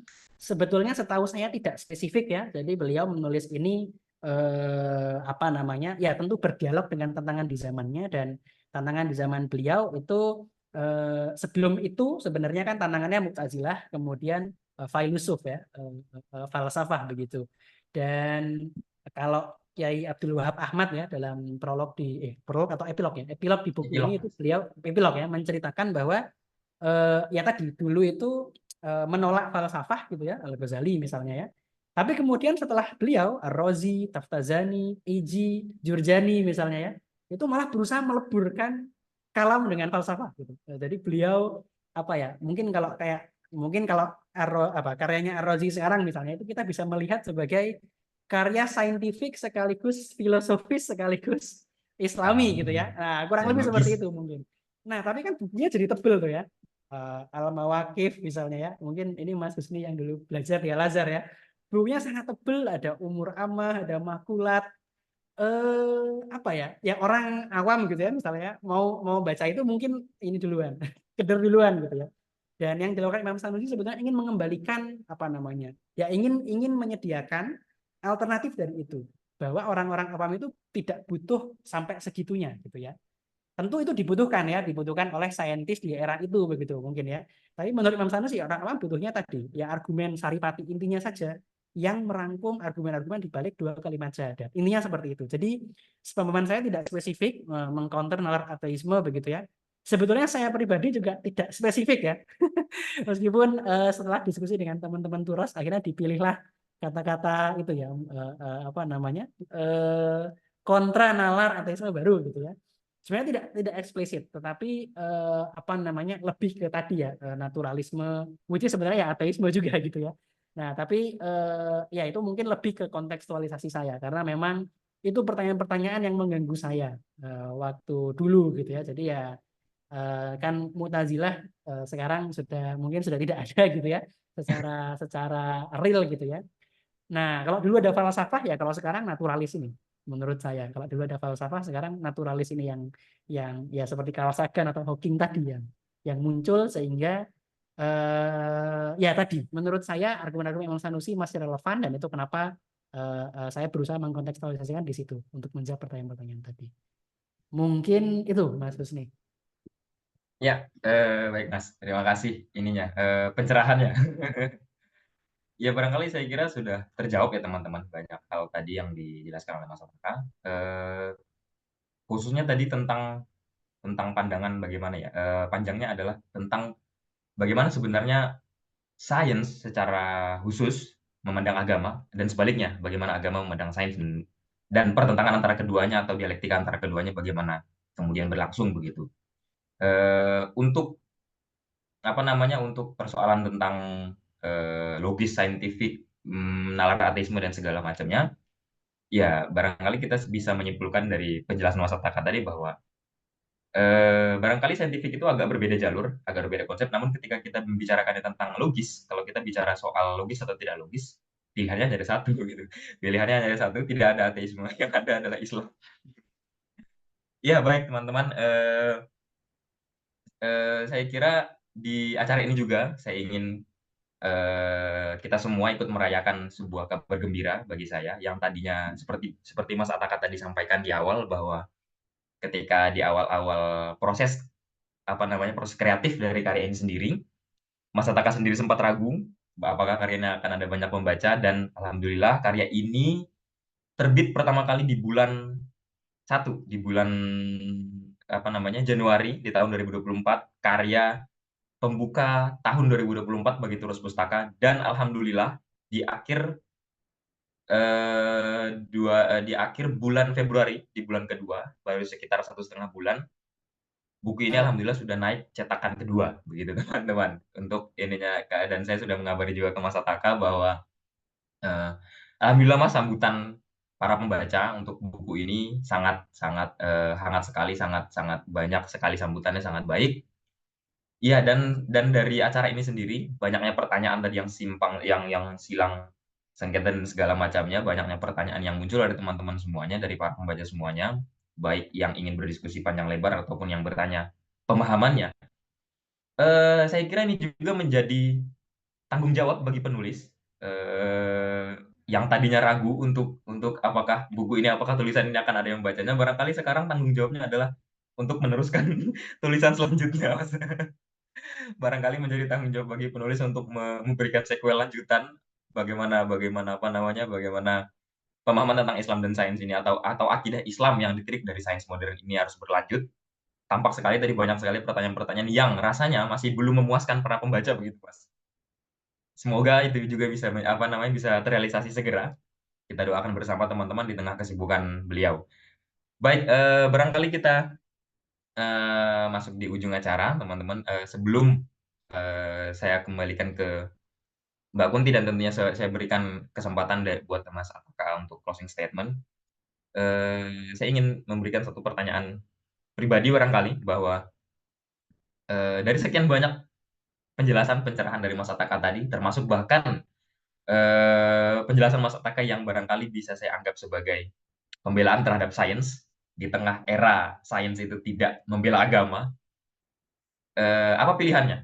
Apa pilihan mengapa sains? Pertanyaannya itu. Mengapa sains? Mengapa sains? Mengapa menganggap bahwa sains adalah yang terbaik untuk menjelaskan ini semua? Di saat bahwa seringkali sains justru punya tantangan yang berat untuk tidak terjatuh ke dalam apa sebutannya, pseudoscience barangkali, untuk tidak menganggap bahwa takdir dan sains itu bekerja beriringan dan segala macamnya. Dan mengapa mengambil tantangan itu, mengapa itu yang diambil, mengapa mengira atau menganggap atau mengasumsikan bahwa itu yang terbaik. Barangkali itu sekaligus closing statement, saya berikan waktunya ke Mas Ataka. Siap, terima kasih Mas Husni. Ini pertanyaan merangkap ini ya. Merangkap pemberian kesempatan closing statement. Iya, memang saya di buku itu tidak spesifik membahas kenapa sains. Kenapa? Karena memang ya hampir semua orang saat ini gitu ya, itu justru tidak mempertanyakan itu, kan begitu. Nah, meskipun betul bahwa kita juga perlu apa namanya ya sikap kritis terhadap sains juga diperlukan begitu ya, tentu saja. Dan bagi saya pribadi, sains itu adalah salah satu apa namanya sumber pengetahuan yang sangat berguna untuk manusia. Kita tidak apa namanya tidak bisa memungkiri itu ya. Karena kenapa? Karena memang alam semesta ini bekerja, tentu semuanya diciptakan oleh Allah, tentu Allah Maha menguasai segalanya. Tetapi kita melihat memang ada keteraturan ya, ada hukum adil di situ ya, bahwa apa namanya adanya gaya biasanya menyebabkan percepatan, kan begitu ya. Dan ketika ada keteraturan, kalau dulu kan filsuf hanya membayangkan ya, membayangkan terus bilang Aristotle misalnya ya benda di bumi itu pasti jatuh, kan begitu ya. Ternyata Newton bisa menjelaskan gerakan benda di bumi, gerakan benda di langit dalam satu persamaan. Dan itu harus kita akui sesuatu yang powerful. Dan arguably ada banyak kontribusi ilmuwan muslim di situ sebetulnya ya. Ibnu Al-Haytham itu beliau salah satu orang yang pertama kali menekankan pentingnya observasi. Jadi tidak hanya sekedar membayangkan, tapi observasi gitu ya. Terus misalnya Nasiruddin At-Tusi dan banyak lagi gitu ya, astronom-astronom terutama ya, yang mereka tidak segan mengkritisi model geosentrik Ptolemeus gitu ya, yang kemudian oleh Copernicus gitu ya, kemudian jadi heliocentris dan seterusnya. Artinya menurut saya sains itu adalah salah satu sumber pengetahuan yang sangat penting dan untuk memahami bagaimana alam bekerja seperti itu, untuk memahami bagaimana keteraturan alam itu bisa dijelaskan dengan persamaan matematika gitu ya, atau dengan konsep seperti evolusi gitu ya, yang bisa mengantarkan kita kepada teknologi, bisa memprediksi apa yang terjadi di masa depan, bisa men-trace back kembali apa yang terjadi di masa lalu begitu ya. Nah, problem terjadi ketika kita tidak memposisikan sains ini sesuai kerangka epistemologi ilmu yang tepat. Ya tadi misalnya, oh ya sesuatu itu kalau ada gaya ada percepatan, berarti tidak mungkin ada mukjizat seperti itu misalnya. Nah itu yang dikritisi, itu yang dikritisi. Jadi memutlakkan sains itu yang dikritisi. Tapi science in itself bagi saya adalah salah satu enterprise produk sumber pengetahuan hasil peradaban manusia ya berabad-abad yang sangat bermanfaat dan sangat berharga. Tapi kita tidak boleh lupa bahwa sumber pengetahuan tidak hanya sains. Dan sains punya asumsi-asumsi yang melatar belakangi bagaimana dia bekerja. Sehingga kita nanti tidak bingung ketika ada sains bilang A begitu ya. Lalu ada ayat Al-Qur'an bilang B misalnya. Kita tidak bingung memposisikannya. Ya, mana yang qat'i, mana yang dzanni begitu ya. Itu nanti mungkin tulisan yang lain ya. Tapi kurang lebih seperti itu. Jadi mungkin closing statement dari saya adalah mari kita sama-sama tadi ya, sama-sama menghargai produk-produk pengetahuan ini. Ya, ada sains kita hargai, ada ilmu kalam kita hargai, kita pelajari, sehingga nantinya kita tidak bingung menghadapi apa namanya tantangan baru, pertanyaan-pertanyaan baru yang mungkin muncul di abad ini seperti itu. Mungkin itu penutup dari saya, Mas Husni. Sekali lagi terima kasih kepada teman-teman Turos, teman-teman Bentala ya, dan juga para pembaca sekalian. Saya yakin bukunya sangat tidak sempurna dan ya tadi didoakan menulis buku lanjutan ya. Saya masih ragu tuh mengaminkan ya. Kalau nanti ada kesempatan dan ada apa namanya ada peluang, moga-moga bisa dan jika dibutuhkan begitu ya. Tapi in principle moga-moga ini justru mendorong teman-teman yang lain untuk juga menulis di bidang ini begitu ya, sehingga rame nanti insya Allah apa namanya dunia intelektual Islam itu rame dengan sumbangan dari teman-teman sekalian. Mungkin itu, terima kasih atas kesempatannya. Baik Mas, terima kasih Mas Ataka. Seperti tadi saya ungkapkan di awal, tidak ada kesempatan lagi buat penulis barangkali untuk menyatakan apa namanya apakah dibutuhkan atau tidak dibutuhkan karena fakta empirisnya tulisan selanjutnya sangat dibutuhkan begitu ya teman-teman ya. Baik, kita sampai di ujung acara teman-teman. Setelah ini akan ada penjelasan dari Nona Kunti untuk menjelaskan bagaimana teknis tentang door prize buku Logika Keimanan dalam acara ini. Ya baik teman-teman semuanya, saya ucapkan terima kasih, saya ucapkan segala hormat kepada teman-teman semuanya bahwa sudah mengikuti acara ini. Asik sekali, seru sekali. Doakan bahwa semoga saja acara ini akan bisa kita ulangi lagi, akan ada acara lanjutan lagi, akan ada tulisan dari Mas Ataka lanjutan lagi. Semoga saja demikian. Lebih dan kurangnya saya mohon maaf. Saya di sini sebagai moderator. Pamit undur diri. Saya kembalikan kepada Mbak Kunti. Assalamualaikum warahmatullahi wabarakatuh. Waalaikumsalam warahmatullahi wabarakatuh. Terima kasih Kak Husni Nasution dan juga Mas Ataka selaku pembicara ya dan selaku pembedah kali ini. Baik, untuk door prize ataupun untuk penanya terbaik akan kami berikan atau akan kami umumkan 1 hari setelah Zoom meeting ini selesai. Jadi untuk teman-teman yang tadi sudah bertanya, kami akan kurasi dan kami akan pilih beberapa penanya terbaik karena kami memiliki rekamannya juga. Nanti insya Allah akan kami umumkan di grup forum pembaca Turos. Seperti itu. Baik, terima kasih atas kesempatannya Mas Ataka dan juga kehadirannya. Dan juga kami ucapkan terima kasih banyak kepada Yayasan Bentala Tamadun ya, kalau saya tidak salah. Dan juga yang tidak lupa saya ucapkan terima kasih juga kepada seluruh pembaca Turos yang kami sebut sebagai Turosian. Jadi ungkapan itu baru ada ketika saya bergabung ke Turos ya teman-teman gitu. Jadi mohon kalau memanggil admin Turos nanti Kak Ros aja. Jadi kebetulan nama saya juga Rusdiana. Seperti itu teman-teman. Jadi mohon ditunggu untuk pengumumannya dan juga saya ucapkan sekali lagi terima kasih kepada seluruh peserta dan juga selamat kepada Mas Ataka atas cetakan keduanya, atas bukunya Mas. Sebuah kabar gembira yang sebelumnya telah kita lihat juga ya, ada beberapa penerbit yang kebetulan sama menerbitkan Ummul Barohin Mas, tapi alhamdulillah ternyata kita start duluan. seperti itu.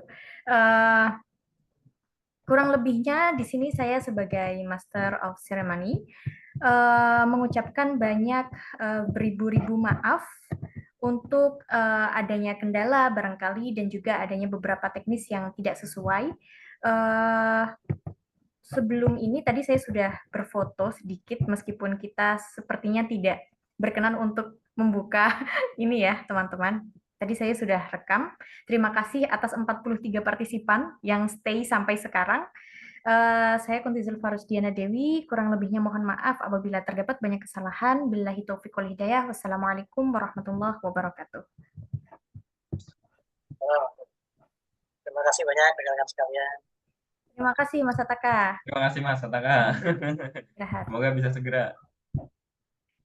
Amin, amin. Saya izin untuk mengakhiri ya teman-teman.